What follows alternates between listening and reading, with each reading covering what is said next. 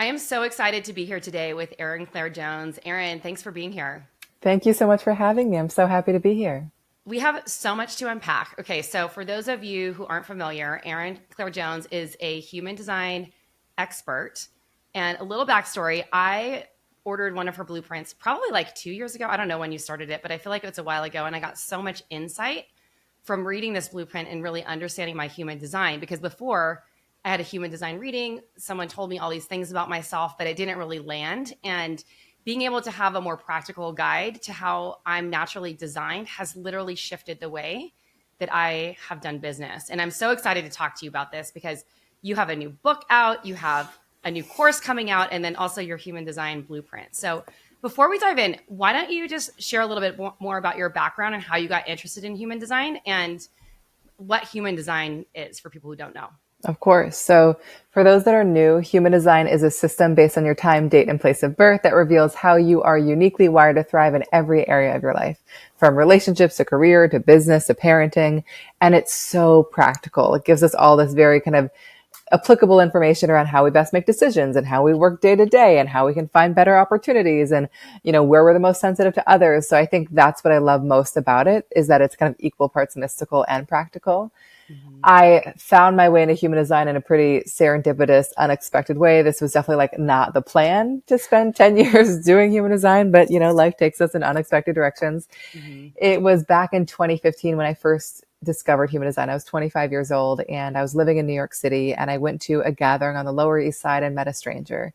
And the stranger sat next to me and asked to read my human design chart.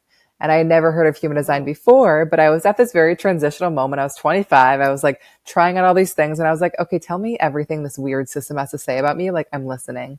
And he proceeded to give me the most insightful, accurate reading I'd ever received. Really? Yes. And also very much called me out. It felt very confronting because he articulated a way of being that was so opposite the way I thought I should be. And also felt like so relieving to be like, wait, I can actually like wait for things to come to me, and like I can be slow with my decision making, and like I'm not really meant to be a hustler. Like it was just there was just a lot of insight immediately. And he actually ended that conversation by saying, Erin, I think you're meant to do this. I think you're meant to share human design with the world, which is obviously like a pretty wild, declaration from a stranger. Right. But something about it made sense to me. And he, invited me to study and build a business with him. So that's where the journey began. Wow, so that's quite a journey and quite like a cool way to kind of come into like what I feel like just hearing you speak on other podcasts and just knowing a little bit about you from social media and all of that. It's so cool to see how people like actually come to like their passion and their journey. And I was texting, so I have a woman in my community, Maggie, who does human design coaching for my students, and she'll be on the podcast soon as well. But the thing that's interesting, I'm like, oh, I'm interviewing Erin Claire Jones today. She's like, oh my gosh, she's a pioneer in human design and really carved the way for so many people. And so I just want to reflect that back to you because it's sometimes, we're sitting here building the thing, doing the thing, and you've just really changed the game for people in the coaching industry and the world in general. So thank you for that. Yeah, thanks for saying that. It's funny because I think my human design is all around being on the cutting edge of things and like Yeah. kind of speaking to like really weird concepts before anyone else sees them. And so, I would say 2015 to 2018, it felt like I was just like speaking to no one. I was like, you guys, the system is amazing. Why is no one listening? And then 2018, it started to take off. And so it's been really extraordinary over the past 10 years to watch this system grow and to watch so many thousands of human design guides and coaches kind of step out into the world. So it's fun to know that I played a part in helping make that happen. And so many of us did in terms of making it more accessible to people. I love that. And so I think I first found out about human design in 2018. I was like, what is this thing? I remember sitting on the roof deck of my apartment in, maybe it was 2019, roof deck of my apartment in Hudson Yards. And I was like, there's another thing. Someone said to me, this woman that I was hosting for a drink, she's like, oh, it's like astrology on crack. It's like so much more accurate and it's real. And it's like very much about how you operate instead of just like, kind of mystical things, which is super cool. Mm-hmm. So let's break down the different types in human design so people can have an understanding of what those are. Of course. So if you guys don't yet know your human design, you can look it up at humandesignblueprint.com. You'll need your time, date, and place of birth. If you don't know your precise time, I would say use the closest approximate you know. And you can also always listen and just kind of see where you might fall. You might be wrong, but you can always try if you don't yet know your time. So the 5 types are manifesting generators, projectors, reflectors, and manifestors. So I'll start with generators. That's you. So generators are people that really have such powerful energy to kind of make things happen and bring ideas to life when you feel genuine excitement about what you're working on.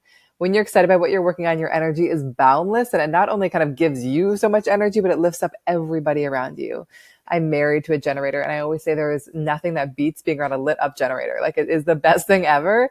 And so I would say a big lesson for generators is around prioritizing their own fulfillment, their own excitement, their own joy, seeing that not as a selfish choice, but as the most generous thing they can do. And I would say generators tend to have a lot of lessons to learn around boundaries because they are so naturally capable. A lot of things can be piled onto them. They can end up kind of carrying everything on their own. And so really giving themselves permission to say no to things and really kind of tune into what they actually have the energy for. And the last Why are piece, you yelling at me, Erin? I'm just kidding. like, am I talking too loud? No, And the last piece that I would share is that as a generator, you're also meant to be very magnetic. Like, you are not really meant to sit at home and like think about your next thing out of thin air or chase after opportunities. It's about just staying connected to what shows up in your world and what naturally sparks your gut and kind of following those pings, even if they are pulling you in directions that are unexpected. Right. Okay. That totally lands with me. It's interesting because my podcast listeners have heard this, but I've been in a huge transition. And part of that transition is feeling a sense of obligation and having probably not strong enough boundaries around the direction I was going with one of my businesses and how that shift and everything that's happening. So we're making an announcement about that soon, which is exciting. And also, it's just, thank you for validating me. Yeah. Oh my gosh. Well, that's the magic of human design, is that it tends to not tell us anything new. It just gives us a language for things we've always known. And we're like, oh yes, that is true. And one other piece I would share is that generators also have this very kind of steady, masterful energy. The example in the book I share of a generator is LeBron James, because I think he so beautifully embodies the kind of like sustained passion and kind of this like ability to like really become excellent at something, so generators tend to really have such capacity for mastery. Then we've got manifesting generators, and your partner is this, is that right? Yes. So manifesting 3-5. Okay, amazing. So manifesting generators are also very natural doers, also have a lot of energy to build, create, make things happen when they feel that genuine excitement, also have lessons to learn around boundaries. One thing that really distinguishes them is that they tend to be quite multi-passionate by nature, where it's not very satisfying to like choose just one path, but like they often like holding multiple things at once or pivoting in between many, or like mastering a thing for 6 months and then moving on. Like, they need variety. Right. And so often they've been made to feel scattered or like they're doing too much or like they should niche down, when like that's the least satisfying thing they could choose. And manifesting generators are also incredibly fast. They can find the fastest way to make something happen and skip a number of steps along the way that, can be skipped. I think one hard thing that I've witnessed in my manifesting generator clients is when they expect others to move at their speed. And then they end up being quite disappointed at everyone else around them. So one lesson for manifesting generators is really embracing your speed while not, expecting others to move at your pace. Okay. People tell me that a lot, but I think that's the generator part of me. They're really similar, these types. Do you recognize the difference between you and your partner in terms of kind of that? 100%. Yeah. He has a hard time deciding, like, well, I am also multi-passionate, but I think the multi-passionate is more because I'm super creative. It's a different reason for me having like many, many interests. For him, he has a hard time deciding on like which niche to go in, or like, should I do this? Like, he's working on an AI business, but he's also like one of the most masterful coaches that I've ever seen. Like, he's incredible at like helping people resolve like underlying trauma and subconscious healing and stuff like that. So he just like, when something interests him, he like kind of wants to go in that direction. So I really, really noticed that about him. And I'm like, okay, you do you. And he's like, I'm a mani-gen. I should be doing a bunch of different things. And I'm like, yes, you should. That's right. Yeah. But you can see how like so often somebody might be like, oh, it's like too much. Like, choose one of those things, choose to be a coach or choose to build a business. It's like, he probably needs both. Yes. And then like maybe he's another. Both, yeah. Which is great. Yes. I love that. Or he's doing both. I shouldn't say going to, he's doing both, and I'm excited for his AI business because he's like an AI master. He's helping me with my AI tool and a bunch of things. And he's so good at it, and because he's so fascinated by like all the potential for it. So it's really, really interesting to see him like really dive into something he's passionate about. And to also like after he's done a session and like completely transform someone's life, be like, oh my God, just hear him talk about his process and how good he is at it. And I just love building him up for that, because it is, when someone's really in their zone of genius, it's just really fun to see them thrive. I know. And I think that that's honestly and this is true for everybody. Obviously, it's so amazing to see anybody in their zone of genius.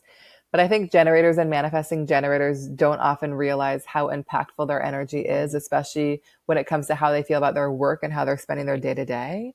Because when they are energized and satisfied, whether it's, spending time with their kids or what they're working on or how they're moving their body, like that passion and excitement is so contagious in the best possible way. But then on the other hand, if they're not liking what they're doing, they're really frustrated, that sluggishness also, comes out of them. So knowing that, again, prioritizing your satisfaction is such a generous thing you can do for everyone. Love that. Then we've got projectors. Projectors are really here to be leaders, guides, teachers, advisors, not here to do all the doing.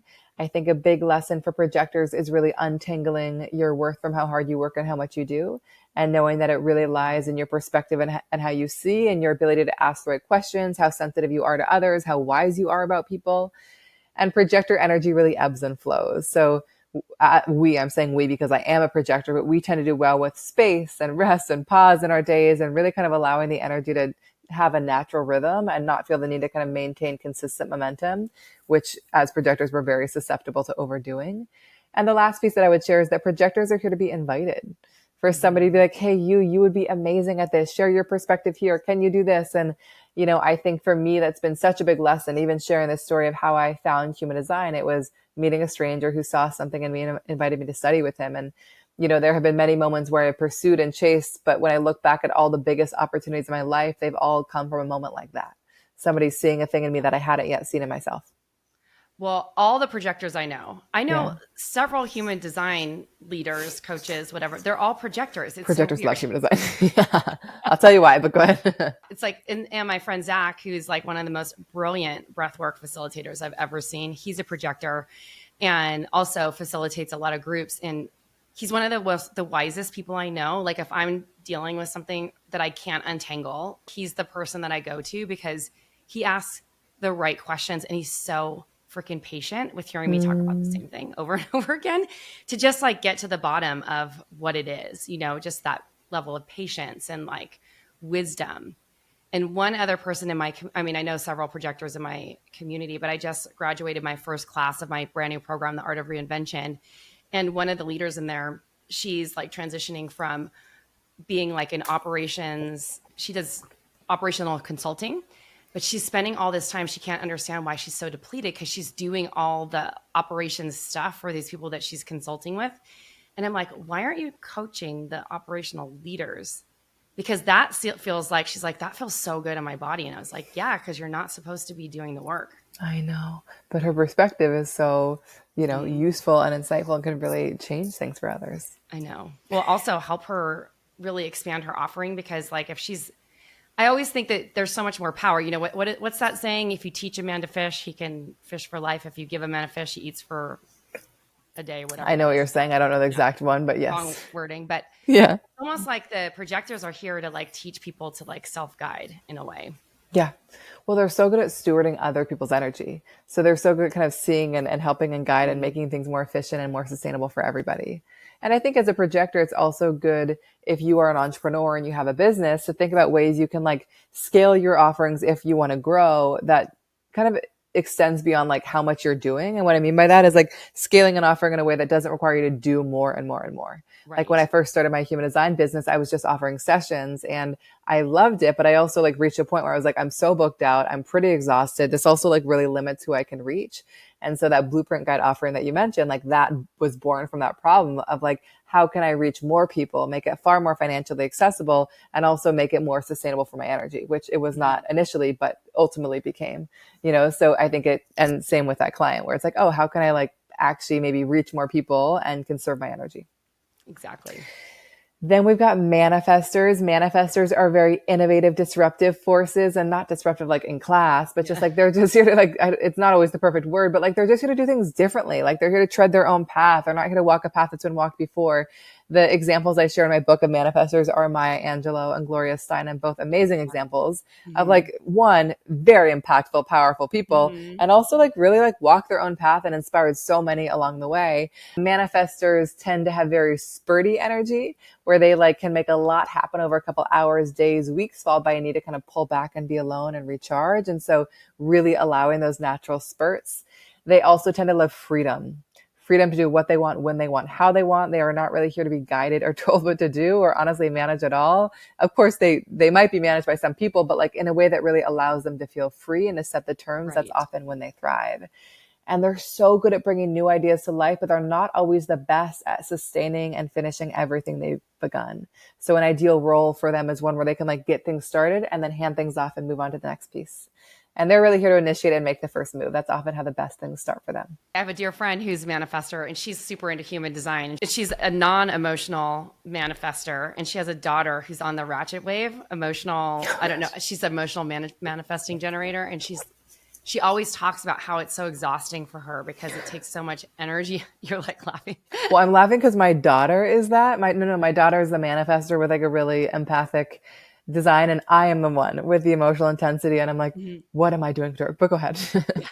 So for her, it's like very exhausting her daughter is amazing, but it's just exhausting for her. And she's always asking like, how do you handle it? Because it's like her energy is so ebbing and flowing. And she talks about how manifestors really have to protect their energy so differently. They really do. And, I think it is interesting as a manifestor parent. I worked with a lot of manifestor parents of like, obviously for those that have become parents, especially when they're really young, like the freedom piece probably really changes. So really considering like, what are the ways that I can maintain some freedom in my days and life, whether it's like a morning alone or an afternoon alone or 5 minutes on the bathroom floor, like whatever the thing is, because manifestors desperately need that space to kind of be in their own uninterrupted flow. And also, human design is so useful in helping us know where we are really sensitive to others. So knowing that like, yeah, she might really amplify and feel her daughter's emotions really intensely. Yes. And it's okay to step back and take a little space as well if she like needs to kind of regulate and return to herself. Yes. So the final type is a reflector. This is the rarest type. These are people that are so wise. They just see, sense, and feel things that most people miss. We call them evaluators in business because they really thrive in roles where they're kind of just like sampling, observing everything, and then kind of sharing their insights and what's not working and how it could be made better. They're incredibly fluid people. What I mean by that is they might resonate with every single type because they probably experience every single type at different times throughout the month. They might find that different seasons of life pull out different purposes in them. Different friendship groups pull out different personalities in them. They're just so diverse in their expression and how they're really meant to show up in this world. So they often thrive when they embrace that fluidity and don't try to show up in a really fixed and consistent way. And the best opportunities for them arrive when they're in the right spaces, the right city, the right cafe, the right home. They are so incredibly sensitive to their physical space. So being in the right space is what kind of opens the door to what's next. Okay, interesting. Yeah. So can we talk a little bit more about how these different types respond to things? Is there like one, I don't know exactly how to ask this question, but I know that there's like different ways to respond, or maybe that's a different part of the human design. So I'd love to kind of dive into that. So there's a piece, and let me know if this is what you're thinking. Yes. There's a piece of our design called the strategy. Yes. And it is connected to the types. So I kind of referenced them briefly, but let me talk about what they actually are. So the strategy is such a cool part of the human design chart because it helps you know how to find and create better opportunities. And I think that a lot of us might find that we're either pursuing things or not, and things aren't really happening. And so I think human design helps us know like, what is like the most natural way for me to find my way to the right partner, the right community, the next job, the next client in a way that feels better and also will kind of lead to better opportunities. So for you as a generator, and this will also be true for manifesting generators, you are somebody who is here to respond. What I mean by that is it's all about kind of what your gut naturally responds to when like things show up in your world. And so you, and I'm not saying you, but like manifesting generators and generators might feel like they've got to go like, force things into existence. They've got to like have an idea and go make it happen. Like when it's actually just not meant to unfold that way. They're meant to just like go about their life, doing the things that light them up, see what shows up, see what sparks them, kind of follow that and see where it takes them next. I share a story in my book of a woman who was reading an article in the Wall Street Journal and basically like got super on fire about all these things that she thought were missing in the article, which is a very clear, visceral response. She ended up kind of reaching out to the editor, and they collaborated for months on pieces together. Like that's kind of what created that opportunity. So it's not about not making things happen, but it's about choosing based on kind of where your gut is naturally guiding you and not what you think you should do. Okay. Yes, that makes so much sense, because I feel like, because I am kind of, when I get excited about things, want to just be like, yes, yes, yes. And then I start getting resentful because I've overcommitted myself or feel this sense of obligation. And so once I learned about sitting back and waiting, I've been in this big transition this last year. And one of the things that's been very, very helpful to me, and I'm taking more time, it's like just sitting with the decision. And I know people always say like, you have to be decisive, but like, sitting with the decision and deciding to wait to see like what felt right has been literally the biggest gift, because normally I probably would have made this like really rash decision or quick decision that I might have regretted later, because my mind has changed like 20 times since I was kind of on this path. And now we're Flourish and Thrive Academy. We're restructuring the company in a way that works both for my coaches, my community, and me. And if I were to look at myself a year ago or even 6 months ago, the decision I was about to make was much different. And so sitting with it and really feeling into it has changed the game. Yeah. And this is even another part of the chart called authority, which is also around decision making. So like we all have different ways of like, one, how opportunities come, but then also how to really know if it's right.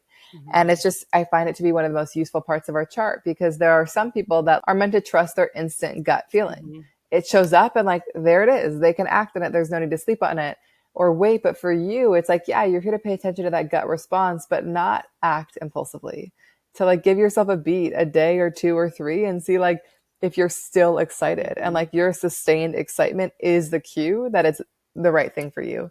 But if you're choosing rashly, which you and I share this in our design, like, you might wake up the next day and be like, why in the world did I commit to that thing? Exactly. Happened to me enough times to now give myself a beat. So for those looking at their chart, if you look it up again, if you see emotional authority listed, you are like the two of us, where sleeping on things often brings the most clarity, whereas other people are a little bit faster. Some of the other ways to create opportunities, one is for projectors, is to be invited. So, I shared a little bit about the invitation, but I guess one piece I would share is that I felt very disempowered when I learned this, because I was like, how in the world am I supposed to find clients waiting for an invitation? Like it just did not make sense to me.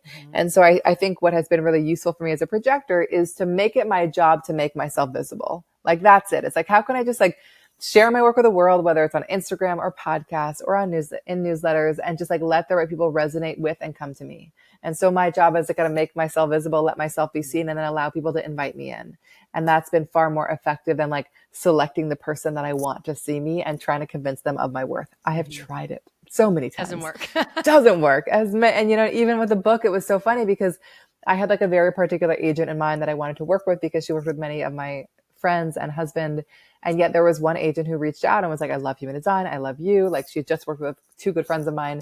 And I was like, after talking to her, I was like, she's amazing. Like, why am I trying to convince this other person when like this person gets it? And same, we met with all these publishers, and like the one that we chose was the one that had invited me to write a book 6 months before she even knew I was writing proposals. So again, as much as I try to pitch and make things happen, it is always the person that just like sees me clearly and invites me in that tends to lead to the most generative opportunities. Manifestors are here to make the first move. From dating to business, it means that when they have like an urge that bubbles up within them, they're just meant to take action on it. And that can feel scary. And it doesn't mean that you're meant to initiate every step along the way, but you're not here to sit back and be passive and wait for things to come to you.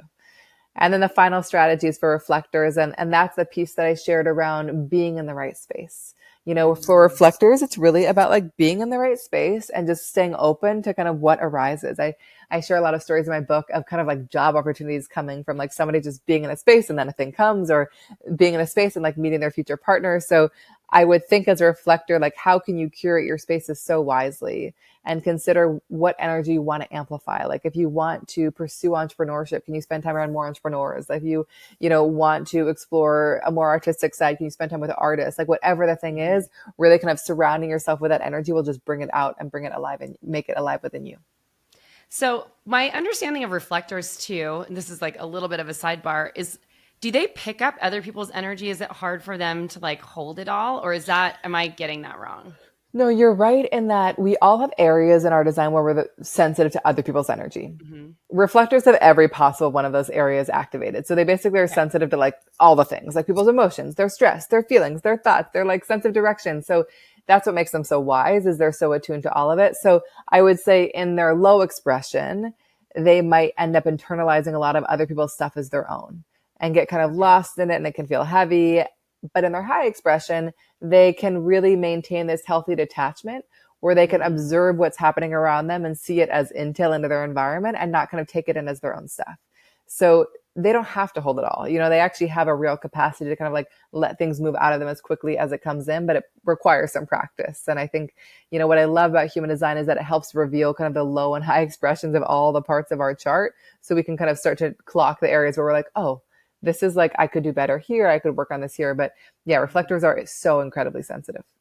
Yeah. Okay, cool. Thanks for sharing that. So you briefly mentioned it, but share the difference between emotional authority and non-emotional authority. So in human design, there are 7 authorities, and I'll go through them briefly because I know there are a lot, but these are our different ways of choosing, making decisions. And, you know, I called my book, How Do You Choose? Because every day we're choosing, from small decisions to big ones, you know, who to have on the podcast, whether to move to the city, who to date, all the things. And human design helps us know how to really tap into our knowing and make those decisions in a way that feels clear and confident and consistent. So you can look up again your authority at humandesignblueprint.com. If you are an emotional authority like Tracy and me, you are meant to sleep on things and give yourself a day or 2 before committing. This is not true for small day-to-day decisions, but this is truest for those big decisions. Mm-hmm. And I will just say, I find this very annoying. So annoying. Like, I have an instinct. I'm like, let me just follow the freaking thing and take action. And yet, like I said, I've had enough experiences of doing that and then regretting them that I'm like, it is worth taking the time at the outset. Mm-hmm. It is worth taking a beat because it means that I choose the right things. And like, I don't end up having to like pull myself out of a relationship I didn't really want to say yes to, or kind of like feel flaky about a commitment. So I do find that entering into the right things in the first place makes all the difference. Right. You know, it's just wild. I tell a story in my book of a woman who was like, I'm leaving my relationship. And I'm like, when did you know he wasn't right for you? She's like, from the minute I entered the relationship 2 years ago, you know, and then she pulled herself out 2 years later. So it just, we often know and we don't trust it. So this really helps us know and trust. So then we've got sacral authorities, and they're meant to kind of trust their gut feeling in the moment. Do you know if your partner is sacral or emotional? He is emotional. Like you. Okay. Mm-hmm. So sacral people are fast, you know, like it's either like a yes, a full body gut yes, or like a no or not yet. You know, I find this, my husband is this, and I find it, again, annoying, but wonderful in that, like, he does not know until he knows, but when he knows, he really does know, you know? And so like, I have learned to really kind of wait for that full body gut response, because when he's presented with the right thing, it's like, oh my God, yes. You know, and anything but that is like not the right time. And these people do really well. And this is actually true for you too, with really specific questions. So if they're having a hard time accessing that gut response, it can be useful to ask, like, even a woman I sat with in session yesterday, she didn't know whether she wanted to leave her job and like whether she wanted to start her own side hustle. And she was a generator with a sacral authority. And I was like, well, like, do you want to leave your job? She's like, yeah.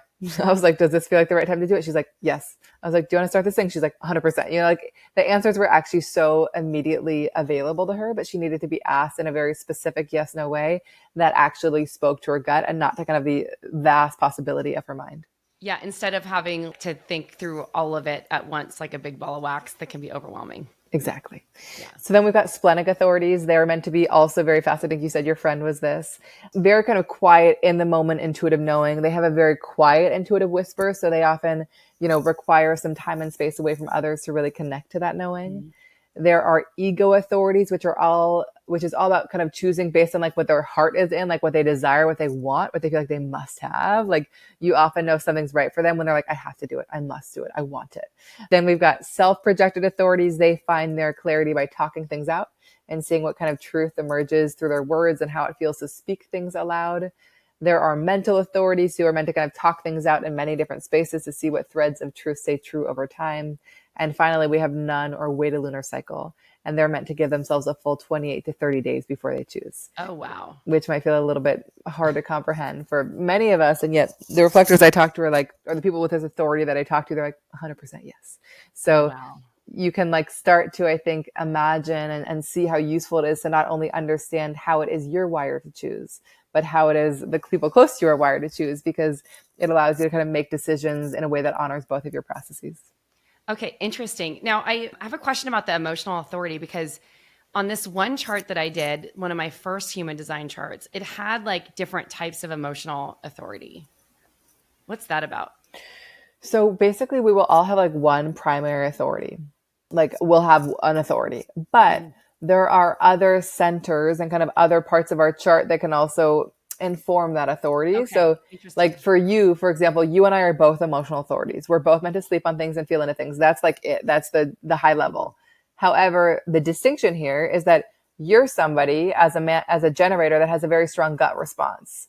And so even though you're meant to sleep on things, you can actually turn to your gut response to choose. And so that might look like, me asking you one day, like, are you excited to do this thing? And you're like, yes. And then I might ask you again the next day and the day after and see if your gut response remains strong. So you are meant to take your time, but your gut is a tool that you can really draw in to kind of see what stays true. Whereas I don't really have that instinctive gut response in my design. Oh, interesting. Okay. Is that clear? Yes, totally under that. Okay, so let's talk about the numbers. What are they called? The numbers. Profile. The profile, that's right.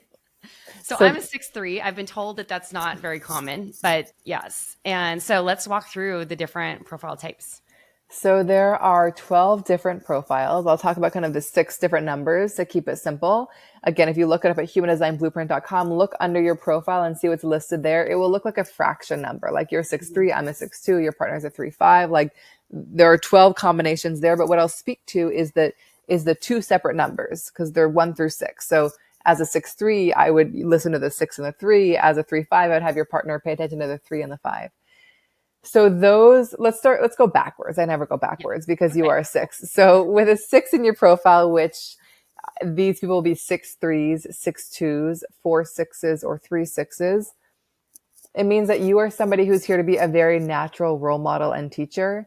You are somebody who's really good at kind of pulling back and seeing the higher view and kind of like see things from a new vantage point.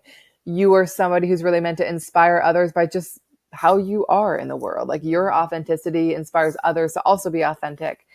And you're somebody who's meant to live your life in 3 phases. So the first 30 years was meant to be trial and error galore, like not really the time to like figure it all out. Honestly, for any of us, but especially for these people, 30 to 50 is really a time where things settle a bit and there's just more clarity around like what's worth your energy, what's worth the experiment, what's not. You might find during that time, like more and more people are coming to you for your wisdom. And then 50 and beyond is really kind of when you're meant to really hit your prime. It's when you're really here to kind of come out in the world and like share your wisdom in like bigger and better ways than ever before. It's when you're here to inspire others just like through your mere presence.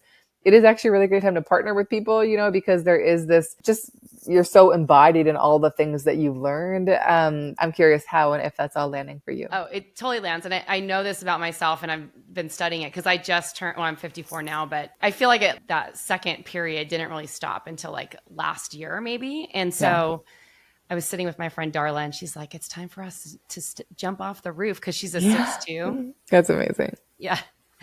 And it feels like that. I feel like I'm kind of starting to hit my stride with like, okay, this is what I'm meant to be here doing. And it also feels good to me being someone who's in their 50s now, because I'm so growth oriented and someone who really believes that she's here to make a big impact on people, to know that this is just the perfect timing, right? Perfect to feel timing. like, oh, well, I haven't done it yet.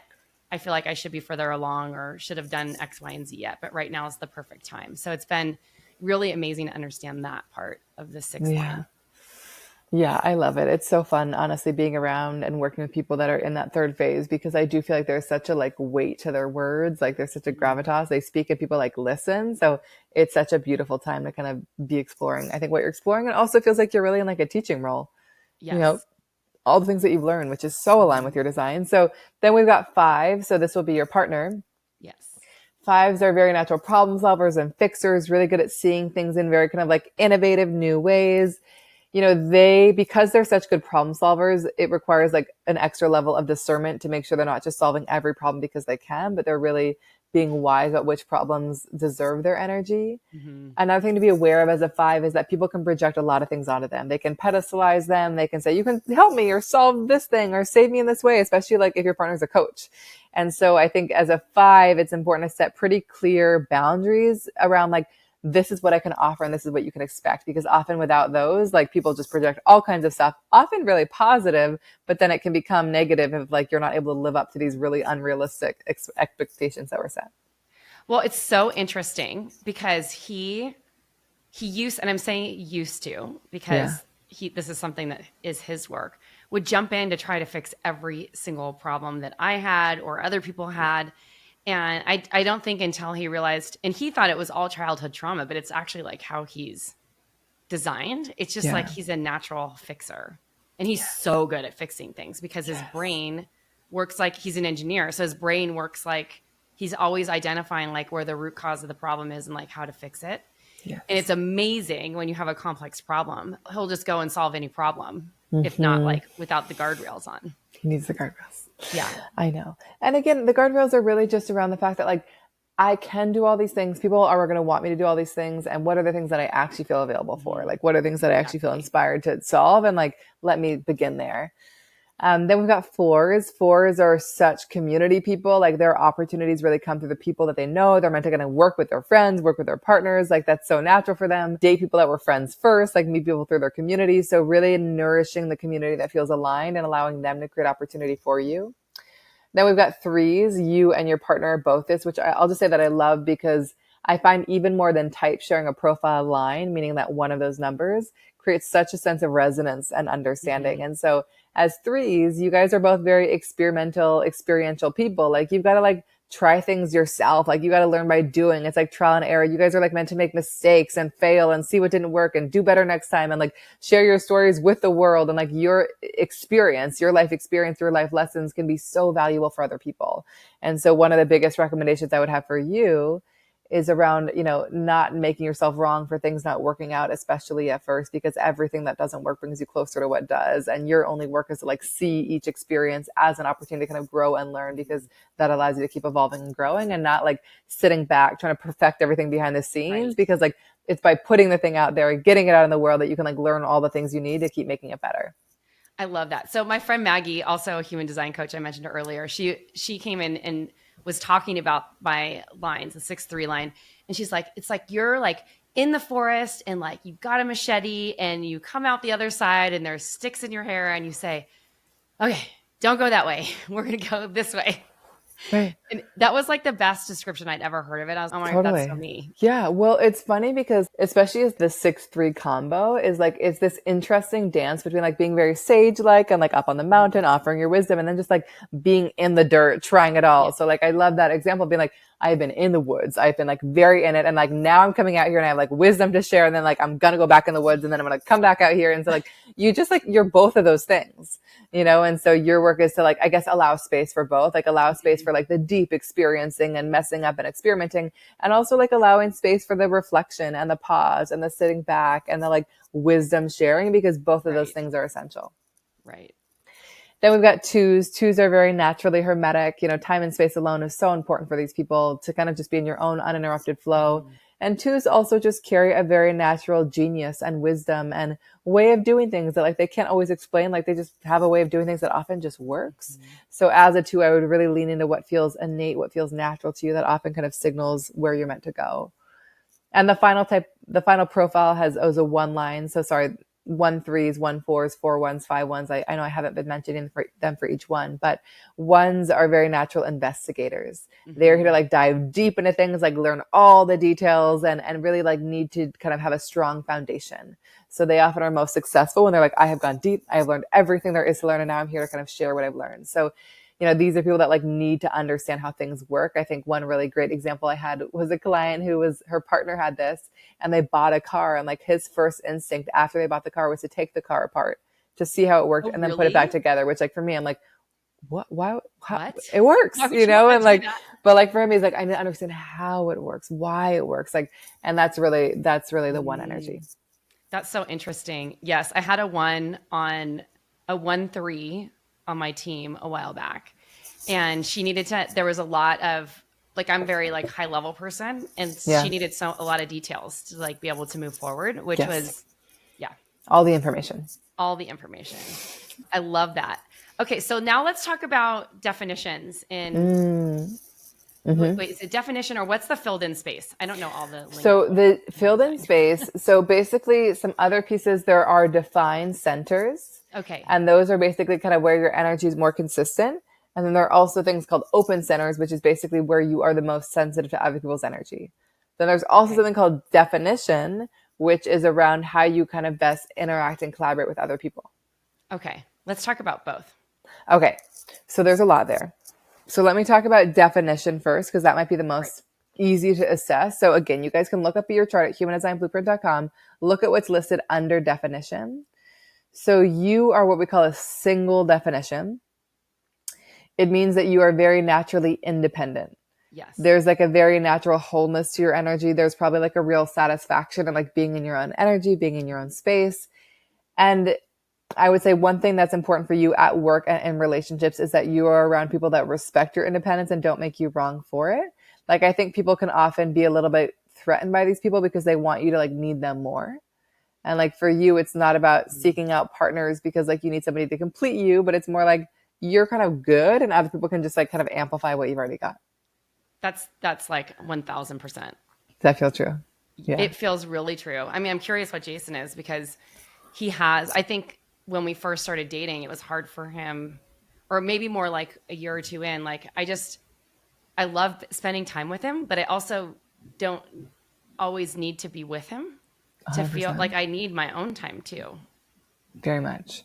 So, and this is a piece that I almost always bring up when I'm doing like family sessions or partnership sessions or team sessions, because I think it really helps us know where there's friction. I feel like I sit with a lot of couples that feel friction just because they process really differently. One is more independent, one is more collaborative, and they like are wanting the other person to be like them. And so It can be really revelatory to be like, oh, like when we discover this new information, like you've got to kind of go out and process on your own. I want to talk things through and then we can like return to each other. So there's also split definition, which is really around it is more collaborative, but it doesn't mean you have to be collaborating all the time. But it means that like being around others like tends to give you a sense of wholeness and it activates all these new things in you. So as somebody with this definition, I think the biggest lesson for me has been when I feel stuck or it feels like things are not working, just being around other people's energy is often the antidote. Like going to a coffee shop, like listening to, headphones on, like not even talking to somebody and working like that brings out so many new things within me. So it's really around kind of trusting that being around other people's energy can bring out a lot of new things, whether or not you're talking to them. There's triple split definition, which is basically around the need for freedom and flexibility and movement. And these people often kind of need to like move between lots of different spaces, and they can feel like a little bit trapped if they're in one space with one person for too long. And it's not to say anything's wrong with that person. It just doesn't really satisfy their need for movement. There is quadruple split, which is super rare, like 0.5%. I know my toddler is this. And so I'm just like beyond curious to see how it manifests in her, because the quadruple split people are not really here to be super adaptable. They're really here to like let others adapt to them and not really overly adapt to others. So we'll see how it goes over here. So far, she's been amazing, but it is funny knowing this. I'm like, but they just like really tend to like have they have their own way of doing things. And so really having that way respected. It's not about expecting others to move like them.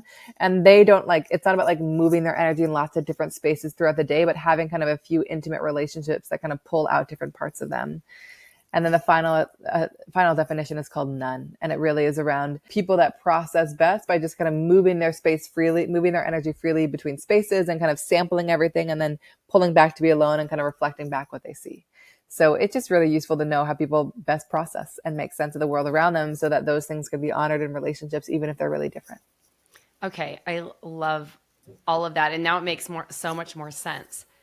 I think one of Jason's daughters is a triple split. Really? She's fascinating. She has all of her centers are defined. Every single one. Every single one. Yeah, see, my toddler has 8 out of 9. Yeah, every single one. I was like, I've never seen anything That's very rare. Yeah. Tell me, I want to hear about that because like I'm curious. Yeah, no, I love that because I think when every center is defined, and again, I know that you guys are like, what does that mean? But it basically means when you're looking at a chart, it means every single shape is shaded or colored in. So it'll be white on your chart, but none of those shapes will be white. So what that means is that she just has like, one, people feel her energy. Like when she walks into a room, like she is felt. Like there's so many ways she's impacting others with her emotions, with her stress, like with her ideas, like positive and negative depending on where she is. But her energy is really felt by those around her. But what it really means is that she's meant to be like a little bit more fixed and consistent in the way that she shows up, where it's very much like, this is how I do things. And so like she too is not meant to be super adaptable. So I don't know how that manifests, but I once sat in session with somebody who had every single center defined, and we sat down together, and like, she was like, okay, so this is how it's going to go. And I was like, okay, like, I'm like, guide me, And so like, it was so funny because she walked in and she was like, this is exactly what I want. So I think that like, that's just a great example of like, you might not always know exactly what you want, but like, you've just got like a consistent way of doing things in a way that a lot of people might have a little bit more fluidity or flexibility around certain areas. Do you observe? It's interesting because she has big emotions, like very big emotions. I imagine. Yeah. And she does not like feedback. So I didn't know this in the beginning, like one of the first times that I met her. So she's like very flexible, a dancer, like was into kind of yoga stuff, but also hypermobile. And so I used to teach yoga. And so years ago, but I was trying to teach her how to do something. And I was like, oh no, like, close your ribs down, and she like ran away, and I was like, what was that about? Because she felt like I was judging her, and it's like she doesn't take feedback very well. And so it's going to be, she's gotten so much better as she's gotten older. Jason has found a way to like really break through and help her understand, but it will be interesting to see what happens when she starts working, because getting feedback from your boss, we tell her she should be a salesperson, but because she's so good at convincing people of things. Now I look at her old chart. Like, does she have the channel persuasion? Go ahead. I'm interested. I don't know her birth date, or else I would. Yeah. But it's fascinating. It's going to be so fascinating to see what she's like as an adult, because like literally she's very, very fixed in her ways. And it's like, this is how things are, and don't tell me what to do. And anytime someone she doesn't agree with, she has a hard time with it. Yeah. Well, I think that like there are just, one of her lessons will be like really getting to know herself so that she can honor her way, because it's not about overly adapting, being like, oh, they're doing it this way, I'll do it like them. It's like, no, this is my way, I'm going to like do it. But I think the other lesson there is like not expecting others to be like her. Like one thing I'll say, if every single center is defined, it means that she's like here to be pretty opinionated and be like, this is how I see the world. This is my perspective. Like you, on the other hand, in your design, you're meant to be super open-minded. Like you're meant to see every possible perspective and every different way of seeing things. So if she's expecting you to like have an opinion and stand behind it and like, that's how you see the world, that's probably not going to work, because your gift is being like, I so see your perspective and I see yours too and yours too. And so that's so interesting that you said that. I was just having a conversation. I was in Canada last week, and then I went to go visit a friend, and one of them was talking about, Elon Musk or something. And I was sharing my, not an opinion, but just like, well, I can see how X, Y, and Z has happened. I can also see why blah, blah, blah, blah, blah. And they were looking at me like I was crazy, because I literally was like defending any argument in it, because like there are multiple sides. And I think that one of the things, but you can see them.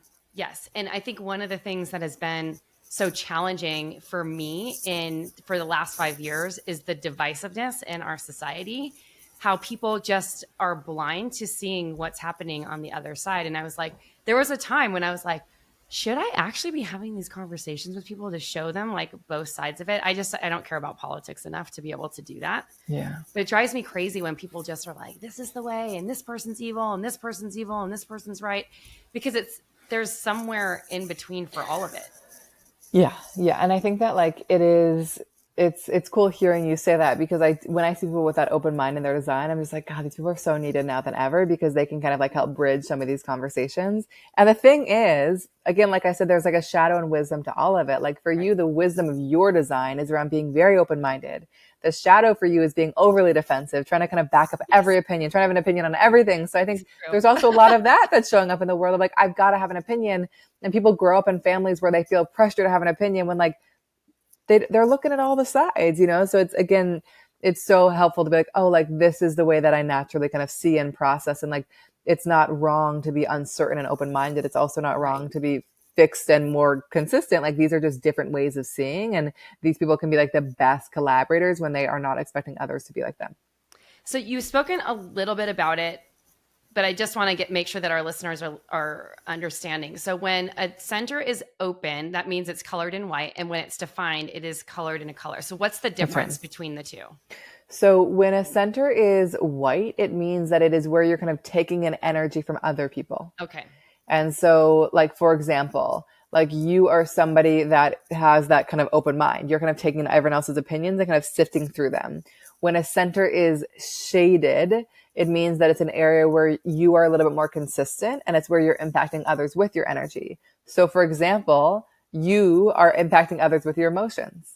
You know, like how you feel where you are in your emotional wave is felt by others, whether or not you realize it, you know? So it helps us kind of know the areas where we're more consistent and impactful. Think our defined centers, the shaded areas, and also the areas where we're a little bit more flexible, fluid, inconsistent, and really sensitive to others. And those are kind of those white areas in our design.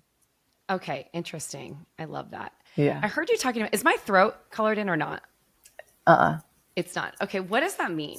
So that basically means that you are somebody who's here to be a very masterful communicator and speak.